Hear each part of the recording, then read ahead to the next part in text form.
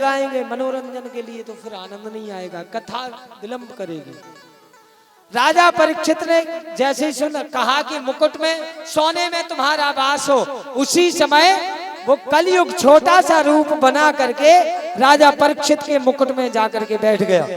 और मुकुट में जाकर के बैठा, राजा परीक्षित की बुद्धि बिगड़ गई। प्रभाव है, कलयुग जिसके सिर पे सवार हो जाए उसका सिर चक्कर आ जाता है, बुद्धि बिगड़ जाती है, फिर गलत काम करने लगता है। राजा परीक्षित वहां से चले गए, धर्म से बोले चिंता मत करो, अब कोई तुम्हें चिंता की बात नहीं है, हम हैं। राजा परीक्षित आगे बढ़े तो समीक ऋषि का आश्रम था। समीक ऋषि के आश्रम में राजा परीक्षित ने बुलाया, महाराज कोई है? समीक ऋषि समाधि में बैठे थे, नहीं उठे। राजा परीक्षित ने 2-3 बार बुलाया, नहीं उठे। राजा परीक्षित को क्रोध आ गया, ये कलयुग का प्रभाव है। अरे महाराज तुम्हें पता नहीं राजा परीक्षित आए हैं, सम्मान नहीं कर सकते, हमें प्यास लगी है, पानी पिलाओ। नहीं उठे समीक ऋषि। राजा परीक्षित ने कहा, अच्छा ढोंग कर रहे हो, पाखंड करते हो। ये कलयुग का प्रभाव है साहब, कलयुग बोलता है, कलयुग का प्रभाव है। आप मंदिर नहीं जाओगे, कथा भागवत नहीं सुनोगे, लोग आपको अच्छा मानेंगे। और तुम रोज प्रभात फेरी में जान लगो, कथा भागवत करन लगो, लोग तुम्हें पाखंडी कहेंगे। ये प्रभाव है कलयुग का।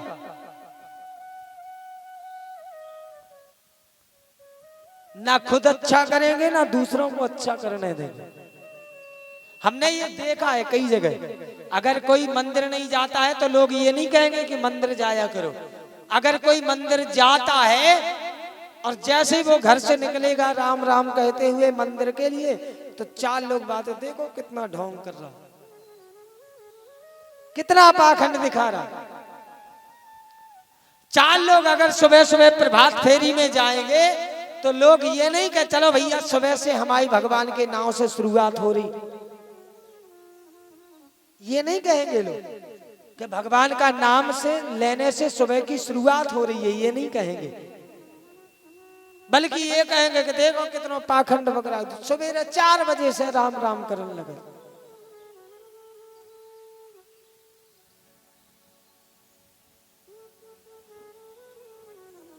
सुबह 4 बजे से राम राम करने लगे, लोग पाखंडी बताते हैं, ढोंगी बताते हैं सब। लेकिन भाई साहब ये विचार करिए, जिसकी शुरुआत भगवान का नाम लेने से होती है, सुबह की शुरुआत, उसकी रात भी भगवान का नाम लेने से होती है। और जो शुरुआत भगवान का नाम लेने से करता है, सुबह की शुरुआत, दिन की शुरुआत, दिन भर में कितना भी बड़ा संकट आ जाए लेकिन कभी उसको परेशानी नहीं आ सकती, अपने आप छोटे रूप में टल जाता है। इसलिए कोशिश करिए। आपके गांव में प्रभात फेरी चलती है क्या? चलती है, अच्छी बात है। कितने लोग प्रभात फेरी में जाते, जरा हाथ खड़े करो। एक ही जने बैठे थे, 2 जने, 10-12।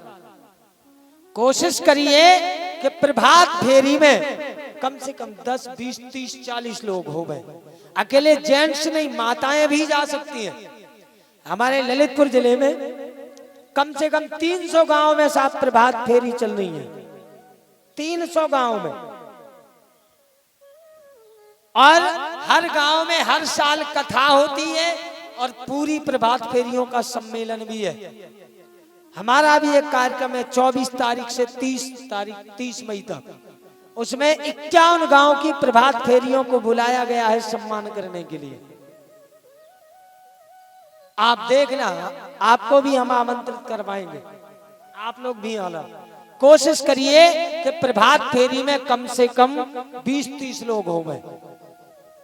और जिस दिन 20-30 लोग हो जाएंगे प्रभात फेरी में, उस दिन एक बैटरी वाला माइक हमारी तरफ से प्रभात फेरी को दिया जाएगा।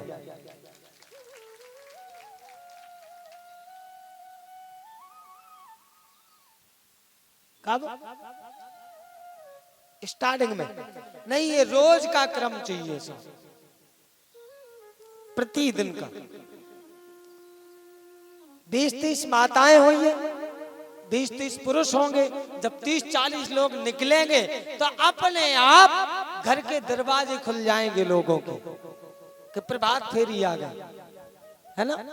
अपने घर पर सुबह से झाड़ू लगा करके जल डाल दीजिए, पानी डाल दीजिए, हो सके तो ओरेन डाल दो। फिर देखो आप गांव का माहौल। लोग कहते हैं महाराज गांव बिगड़ गया। बिगड़ेगा नहीं तो क्या होगा? जब हम धर्म से वंचित रहेंगे, धर्म से दूर रहेंगे, भगवान के नाम से भजन से दूर रहेंगे, तो हमारी बुद्धि में क्या जाएगा? गलत चीज है कि नहीं जाएगा? इसलिए ये कोशिश करो ज्यादा से ज्यादा लोग हो जाए। ये वादा करके जाते हैं साहब मास्टर। और प्रभात फेरी की कमेटी बनाइए। हमारा भी नाम प्रभात फेरी की कमेटी में सबसे नीचे लिख लियो, हम भी शामिल। हाँ हाँ। और जिस दिन प्रभात फेरी का पूजन होगा, अभी बात चल रही थी कि जब प्रभात फेरी का पूजन होगा तो 9 दिवसीय राम कथा भी प्रभात फेरी में होगी। बोलो राघवेंद्र सरकार की जय हो। अभी चर्चा चल रही थी कि राम कथा आपकी होनी है। भागवतें तो बहुत होगी बंधा में, अब की बार राम कथा का मौका है। कलयुग का प्रभाव, इस कलयुग के प्रभाव से बचो। कैसे बचेंगे? अगर धर्म नहीं कर सकते हो तो धर्म करने वालों का सहयोग करो। भगवान का नाम नहीं जप सकते हो तो भगवान का नाम जपने वालों की बुराई मत करो, उनको गाली मत बको, उनका सहयोग करो। और अगर आप उनकी बुराई करते हो, भगवान का कीर्तन करने वालों की, भजन करने वालों की, कथा भागवत करने वालों की, समझ लो आपके ऊपर कलयुग का पूरा पूरा प्रभाव है। राजा परीक्षित ने, जब राजा परीक्षित के ऊपर कलयुग का प्रभाव हुआ तो कहते हैं अरे समीक ऋषि पता नहीं है राजा परीक्षित आए हैं, ढोंग कर रहा है, अभी देखते हैं। तो फिर जब कलयुग का प्रभाव होता है तो लोग गलत करते हैं, पाप कर बैठते हैं और उस पाप का फल भोगना पड़ता है। राजा परीक्षित ने देखा एक मरा हुआ सांप डला था, उस मरे हुए सांप को राजा परीक्षित ने समीक ऋषि के गले में डाल दिया। बहुत ढोंग कर रहा था ना, अब पता चलेगा तुझे। इतना कह करके राजा परीक्षित अपने महल में गए, मुकुट उतार करके रखा, और जैसे ही मुकुट उतार करके रखा तब ध्यान आया कि हमने कितना बड़ा पाप किया, कितना बड़ा दोष कर दिया। अरे एक संत का अपमान कर दिया। राजा परीक्षित संत का सम्मान करने वाले थे, लेकिन एक संत का अपमान हो गया। हो ना हो ये कलयुग का प्रभाव। अब क्या करें? राजा परीक्षित घबराने लगे। यहाँ समीक ऋषि के पुत्र श्रृंगी ऋषि और शिष्य लोग आए। पिताजी के गले में मरा हुआ सांप देखा, तुरंत उतारा। क्रोध आ गया, किसने ये दुष्टता की है? किसने हमारे पिताजी के गले में मरा हुआ नाग डाला है?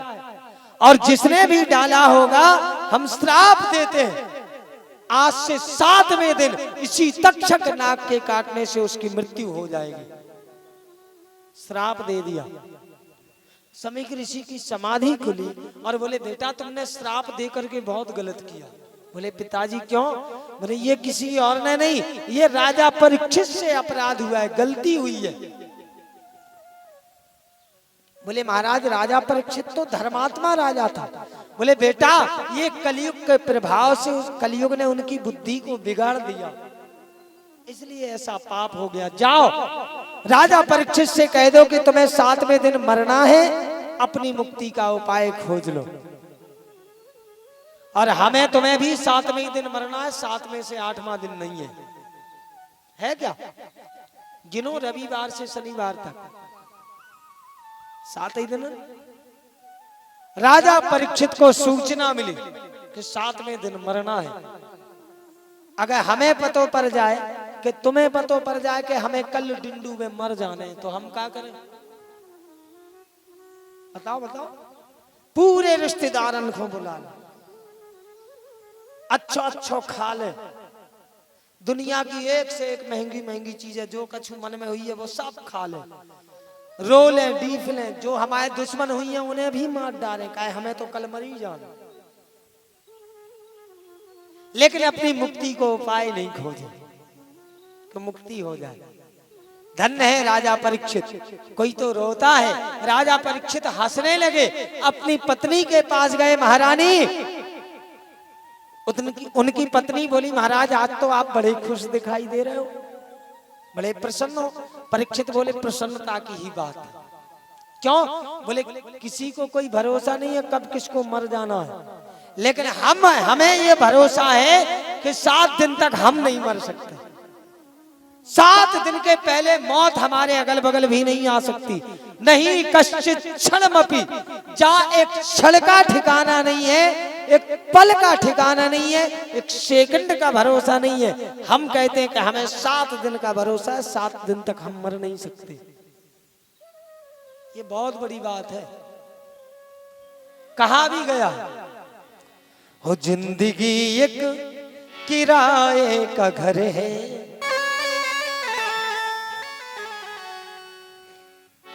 हो जिंदगी एक किराए का घर है, एक ना एक दिन बदलना पड़ेगा। जिंदगी एक किराए का घर है, एक ना एक दिन बदलना पड़ेगा। जिंदगी एक किराए का घर है, एक ना एक दिन बदलना पड़ेगा। जिंदगी एक किराए का घर है, गाइए, एक ना एक दिन बदलना पड़ेगा।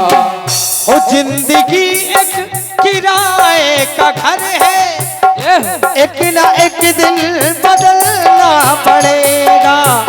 ओ जिंदगी एक किराए का घर है, एक ना एक दिन बदलना पड़ेगा।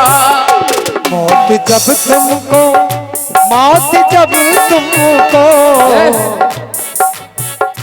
मौत जब तुमको आवाज देगी, तो घर से बाहर निकलना पड़ेगा। मौत जब तुझको आवाज देगी, घर से बाहर निकलना पड़ेगा।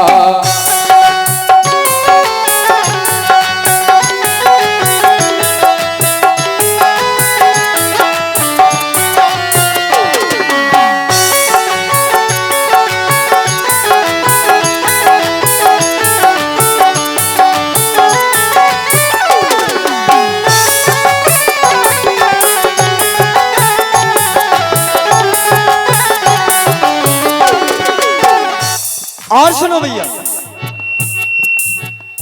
रात के बाद, रात के बाद, रात के बाद होगा सवेरा, देखना है अगर कोई सुनहरा। रात के बाद होगा सवेरा, देखना है कोई सुनहरा। तुमको फूलों पे चलने से पहले, तुमको फूलों पे चलने से पहले, हमको कांटों पे चलना पड़ेगा। चलने से पहले हमको कांटों पे चलना पड़ेगा।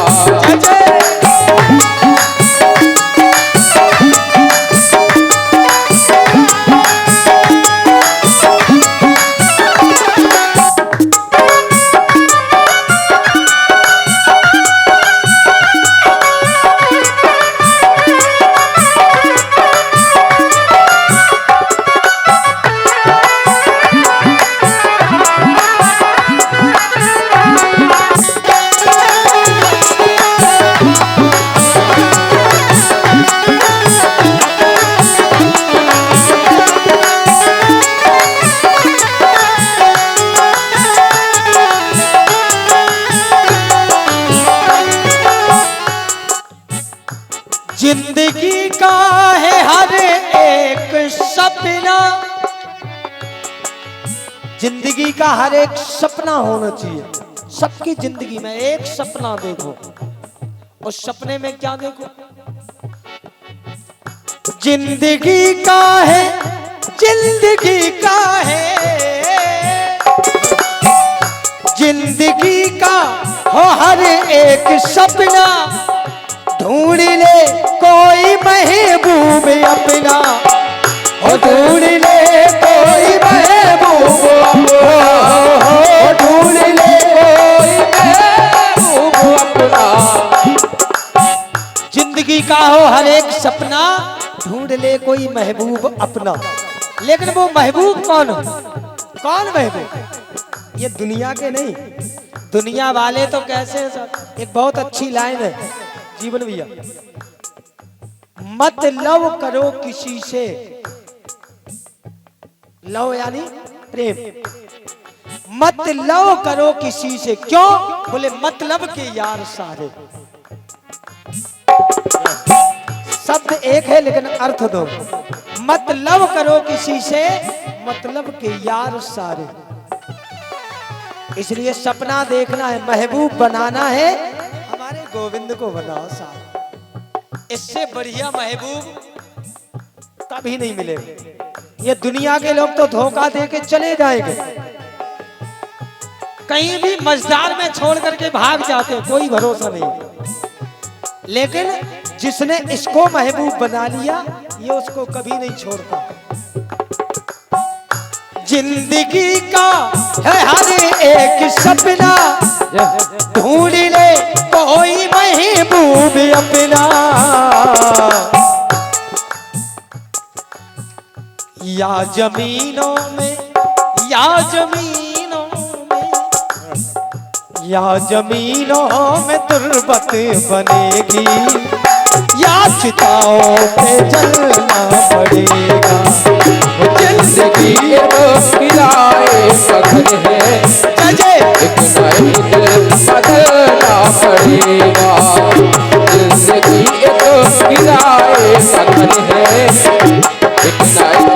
जिंदगी तो किराए का घर है,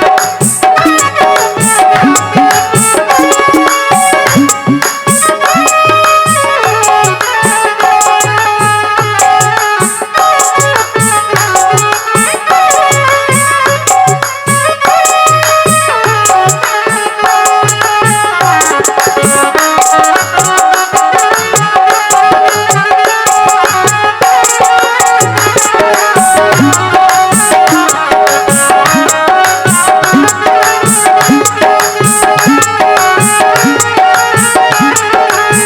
एक दिन बदलना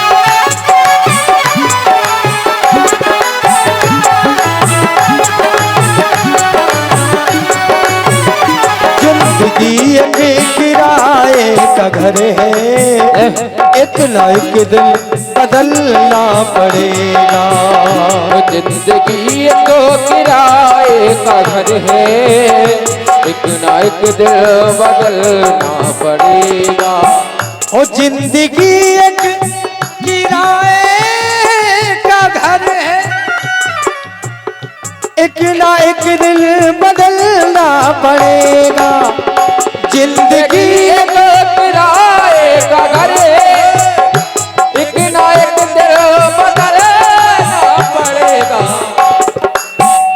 मौत जब तुमको, मौत जब तुमको,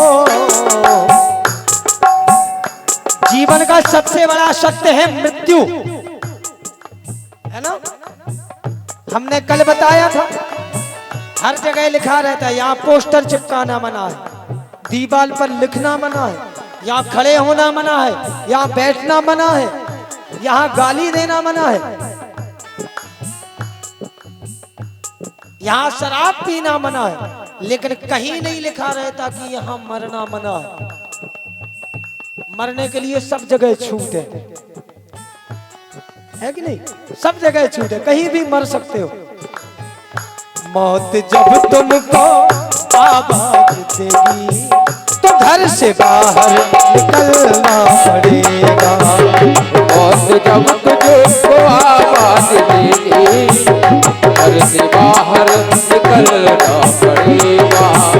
मौत जब तुझको आवाज देगी, घर से बाहर निकलना पड़ेगा।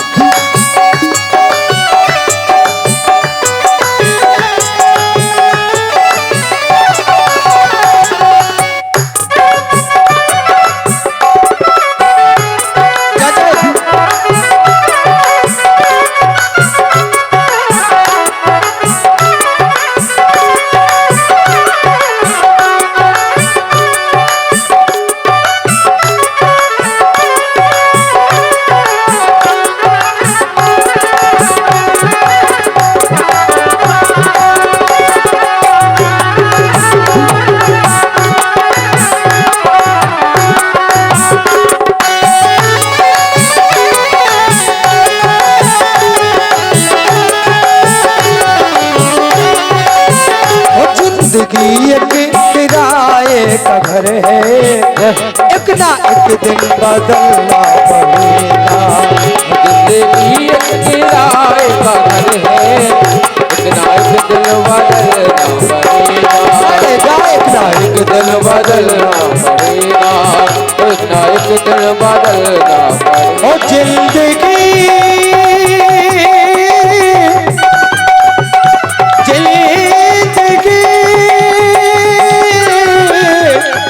एक किराए का घर है, एक ना एक दिन बदलना पड़ेगा। मौत जब तुमको आवाज देगी, घर से बाहर निकलना पड़ेगा। घर से बाहर निकलना पड़ेगा। ये जीवन का सत्य है। राजा परीक्षित कहने लगे अपनी महारानी से, मरना एक दिन सबको है, लेकिन मैं बिना मौत अब 7 दिन तक तो मैं नहीं मर सकता, नहीं कश्चित क्षणमपि। राजा परीक्षित मुक्ति का उपाय खोज रहे हैं, और मुक्ति का उपाय खोजने के लिए राजा परीक्षित घूम रहे हैं। संतों को, ब्राह्मणों को, ऋषियों को, मुनियों को, सबको बुलवाया। कोई कहता है गीता का पाठ करो, कोई कहता है वेद पढ़ो, कोई कहता है राम राम जपो। सब संतों के बीच में श्री सुखदेव जी आए, सबने सुखदेव जी का स्वागत किया। सुखदेव जी ने पूछा, अरे भैया इतनी भीड़ भाड़ क्यों है, इतनी भीड़ भाड़ क्यों है भैया, क्या?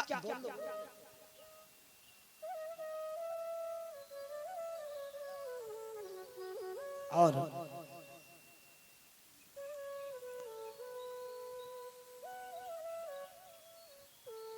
तेरी दीवानगी की लहर में बहते चले जाएंगे, जो भी मिलेगा उसे राधे राधे कहते चले जाएंगे। बहुत बहुत धन्यवाद।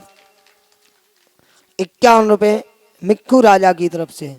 और ये हमारे मिक्कू राजा है। खूब खूब शुभ आशीर्वाद। भगवान बांके बिहारी सदा आपका भंडारघर भरे रखे। बोलो बांके बिहारी लाल की। महाराजा परीक्षित मुक्ति का उपाय खोज रहे। भाई जब जिसको पता चल जाए कि मर जाना है इतने जल्दी, तो फिर वो क्या करता है, मुक्ति का उपाय खोजने लगा। मुक्ति का उपाय खोजने के लिए संतों के पास गए। सुखदेव जी महाराज आए। सुखदेव जी महाराज ने कहा, भैया यहां क्यों बैठे सब? राजा परीक्षित ने प्रश्न किया, महाराज अतः पृच्छामि संसिद्धिम योगिनाम परमं गुरुम। महाराज एक प्रश्न है, बताओ। बोले जल्दी मरने वाले की मुक्ति का उपाय क्या है? जल्दी मरने वाले की मुक्ति का उपाय बताओ। सुखदेव जी कहने लगे, राजा परीक्षित तुमने ये प्रश्न पूरे कल्याण, समाज के कल्याण के लिए किया, खुद के लिए नहीं। अगर खुद के लिए किया होता तो राजा परीक्षित कहते कि हमें 7 में दिन मरना है, हमारी मुक्ति का उपाय बताओ। कहते ना, लेकिन सबके लिए प्रश्न किया है। और रामायण कहती है कि परहित सरिस धर्म नहीं भाई, और परिपीड़ा सम नहीं अधिमाई। परिपीड़ा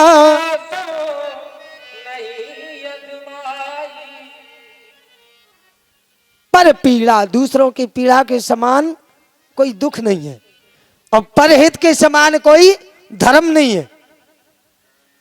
महाराज परीक्षित, तुमने पूरे संसार के कल्याण के लिए प्रश्न किया है, और यदि कल्याण चाहते हो तो एक ही उपाय है। क्या? श्वास श्वास पर कृष्ण भज, वृथा श्वास जनि खोए, और ना जाने या श्वास की आवन होए न होए। श्वास श्वास पर भगवान का नाम जपो, यही सबसे बढ़िया है। पता नहीं जो श्वास निकल गई लौट के आए ना आए। अपने मन को भगवान के चरणों में लगा। बोले महाराज भगवान का भजन करें कैसे? मन तो लगता नहीं है। दुनिया में सबसे ज्यादा परेशान करने वाला क्या है? मन है ना। बैठे यहां है, मन पहुंच गया कहां? घरे बढ़िया छत पे गद्दा बिछो, अब एनो सो जाते।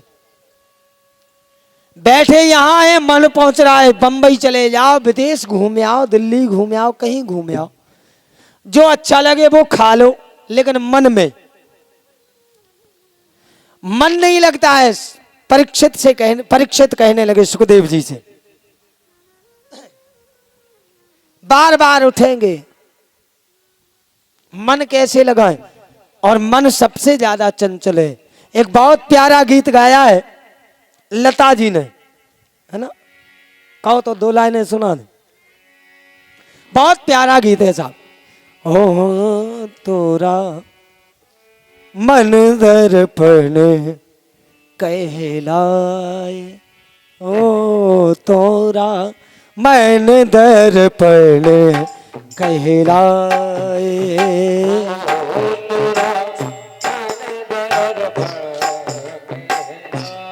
मन हो तोरा मन दर्पण कहलाए।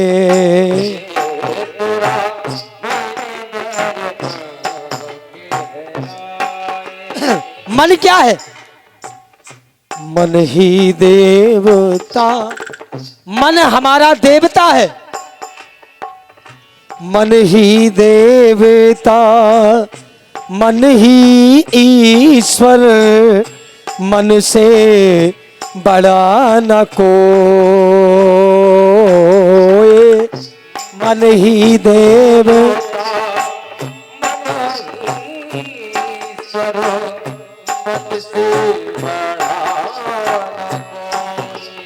हो, मन ही देवता, मन ही ईश्वर, मन से बड़ा न कोई।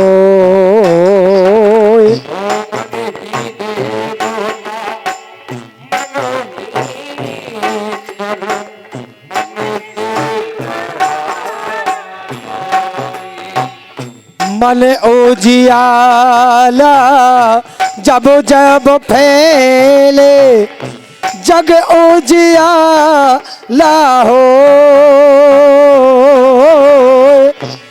मन उजियाला जब जब फैले,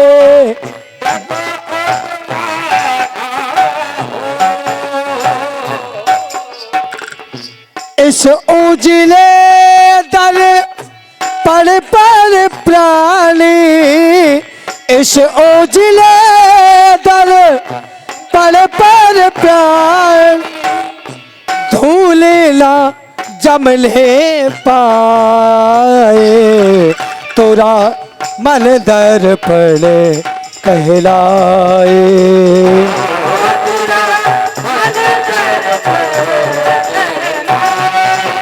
हो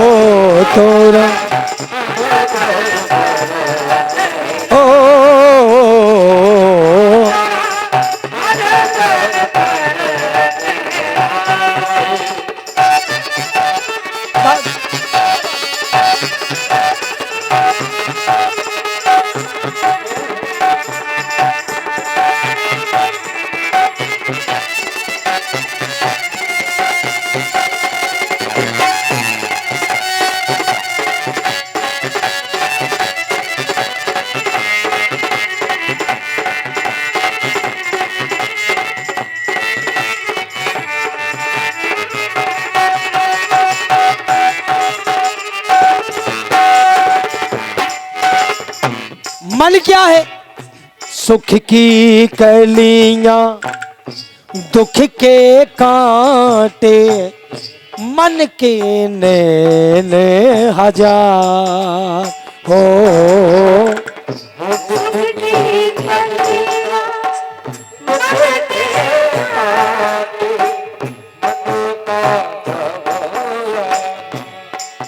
मन के नैन हजार, हम देखेंगे तो दो आंखों से, लेकिन मन हजार आंखों से देखता है साहब।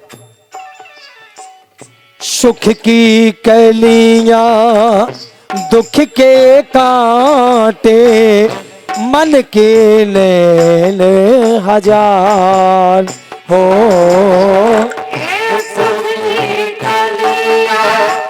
दुख के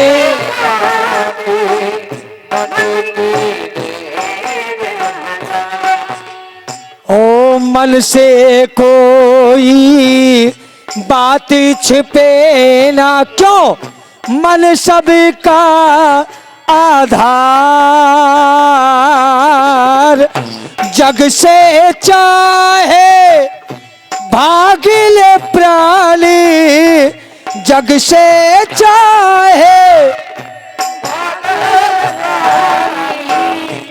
मन से भागे न पाए, तोरा मन दर्पण कहलाए।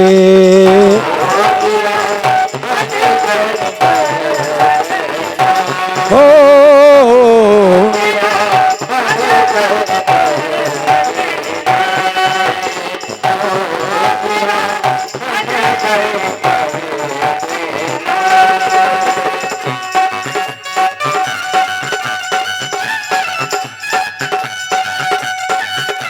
जय जय।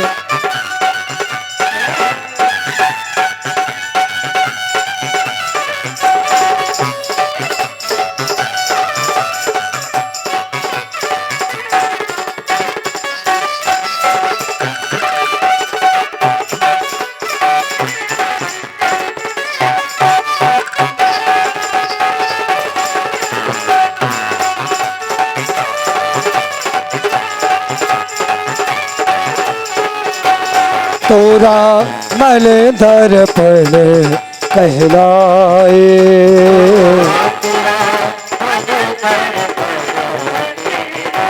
हो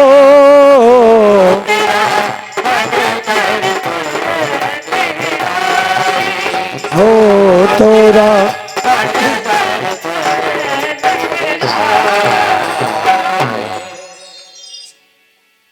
मन क्या है? दर्पण है। मन से कोई बात छिपे ना, मन के नैन हजार। और इस उजले दर्पण पर प्राणी धूल न जमने पाए।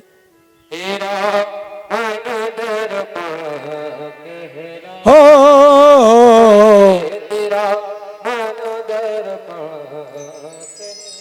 मन हमारा दर्पण है। परीक्षित बोले महाराज भगवान के भजन में मन लगाएं कैसे, ये बताओ। मन नहीं लगता है ना, मन बैठे यहां है पहुंच कहीं जाता है। तो भगवान के भजन में मन लगाने का सबसे बढ़िया उपाय है, चार चीजें करो। कौन कौन सी? बोले जितासनो, जिता श्वासो, जित संगो, जितेंद्रिया। पहला क्या है? जितासनो, अपनी आसन को जीतना सीखो। एक आसन पर बैठने की आदत डालो। लेकिन आजकल बड़ी विचित्रता है, कथा में लोग 50 बार उठेंगे, ताश खेलने बैठेंगे तो दिन भर बैठे रहेंगे बिना खाए पिए, है ना। बच्चे बुलाते बुलाते हैरान, पापा रोटी खा लो, नहीं खाएंगे। जब तक देवी जी माँ से ढूंके गुस्सा नहीं, कहा रोटी नहीं खाने जब तक नहीं उठने। हाँ हरी राम। लोग दिन भर बैठे बैठे ताश खेलेंगे, बातें करते रहेंगे, उठेंगे नहीं, आसन नहीं छोड़ेंगे, लेकिन कथा में 2 घंटे 2.5 घंटे बैठ लिया तो साहब बैठे बैठे परेशान हो जाए। अपनी मन इसीलिए तो लगता नहीं है, क्यों? हमें एक जगह बैठने की आदत नहीं है। अगर भगवान का भजन करना है तो जितासन हो, अपनी आसन को जीतो। जित श्वास हो, अपनी श्वास को जीतो। जित संग हो, अपनी संगत को जीतो। संगत का असर भी बहुत पड़ता है।